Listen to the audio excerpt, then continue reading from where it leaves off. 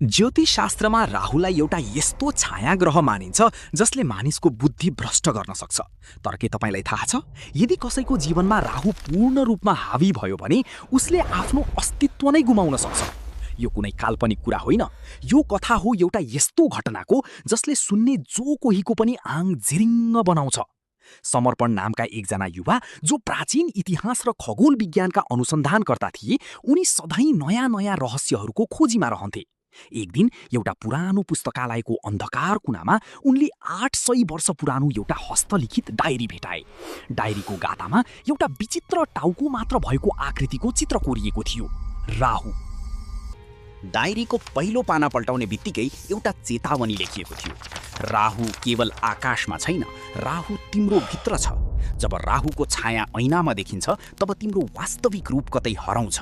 डायरीका अनुसार यदि कसैले राहुकालको मध्यरातमा एउटा कालो कपडाले आँखा बाँधेर ऐनाको अगाडि एउटा विशेष मन्त्र उच्चारण गर्छ भने उसले आफ्नो भविष्य र लुकेको सत्य देख्न सक्छ।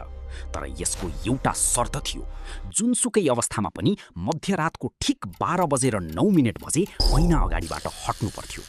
समर्पणलाई सुरुमा यो सबै अन्धविश्वास जस्तो लाग्यो, तर उनको मनमा एउटा अनौठो कौतूहलता र सस्पेन्स जन्मिसकेको थियो। उनी यो प्रयोग आफै गरेर हेर्न चाहन्थे। त्यो रात औँसीको थियो। ठिक राति 11:45 बजे समर्पण आफ्नो कोठामा एक्लै बसे। उनले कोठाका सबै बत्तीहरू निभाए र एउटा ठूलो ऐनाको अगाडि एउटा मात्र दियो बाले। समय राति 11:55। समर्पणले आफ्नो आँखामा कालो पट्टी बाँधे र डायरीमा लेखिएको त्यो प्राचीन मन्त्र उच्चारण गर्न थाले। कोठाको तापक्रम अचानक घट्न थाल्यो। उनलाई लाग्यो कि उनको पछाडि कोही उभिरहेको छ। चिसो हावाको एउटा झोक्काले उनको गर्दनमा छोएको जस्तो महसुस भयो, तर उनले आँखाको पट्टी खोलेनन्। समय राति 12:05। मन्त्र सकिने बित्तिकै समर्पणले आफ्नो आँखाको पट्टी खोले। उनले ऐनामा हेरे। सुरुमा सबै सामान्य थियो। ऐनामा समर्पणकै अनुहार देखिरहेको थियो, तर अचानक ऐनाको प्रतिबिम्बमा एउटा भयानक परिवर्तन आयो। ऐनामा भएको समर्पणको प्रतिबिम्बले आँखा झिम्काउन छोड्यो। समर्पणले आफ्नो दाहिने हात उठाए, तर ऐनाको प्रतिबिम्बले आफ्नो देब्रे हात उठायो र एउटा डरलाग्दो मुस्कान दियो। समर्पणको मुटुको धड्कन तीव्र भयो। उनी ऐना अगाडिबाट हट्न खोजे, तर उनको शरीर चल्नै सकेन। उनी पुरै फ्रिज भए। त्यही बेला ऐनाभित्रको प्रतिबिम्बले बोल्न थाल्यो। उसको आवाज समर्पणकै जस्तो थियो, तर त्यसमा एउटा अनौठो भारीपन र डरलाग्दो प्रतिध्वनि थियो।